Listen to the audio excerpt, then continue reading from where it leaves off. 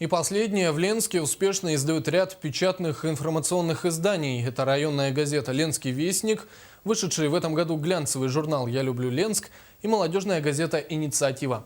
Подробнее о последней расскажет Светлана Балеева. С 2013 года Комитет по молодежной и семейной политике выпускает свое информационное издание под названием «Инициатива». Идея создания газеты принадлежала бывшему председателю комитета Нине Евстафьевой. Изначально к инициативе сотрудники комитета отнеслись немного настороженно, так как работа над газетой предполагала дополнительную нагрузку. Но вскоре все-таки нашлись свои плюсы, такие как подача объявлений, информационного блога о проведенных и только запланированных мероприятиях. Также в газете были созданы и различные рубрики, где работники комитета делятся своими мыслями и идеями с ленчанами.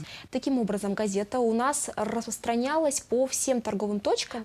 Также мы размещали еще нашу газету, рассылали ее по поселениям. Сегодня, по словам председателя комитета по молодежной и семейной политике Любови Клюкиной, в газете наблюдается некоторый творческий кризис. Точнее сказать, разрабатывается новый формат инициативы, который обещает быть более интересным. Редактором газеты является Любовь Клюкина. Статьи, представленные в журнале, пишут сами специалисты комитета, также общественные корреспонденты. А общественными корреспондентами у нас являются школьники, которые желают поступать на специальности, связанные с журналистикой. То есть в данном случае это для них опыт, ну и определенный вклад в их будущее портфолио. Мы приглашаем общественных корреспондентов, желающих писать о жизни в районе, о жизни молодежи в районе, о жизни семей, особенно многодетных семей в районе. Так, всех желающих молодых людей, школьников, Комитет по молодежной и семейной политике приглашает к сотрудничеству.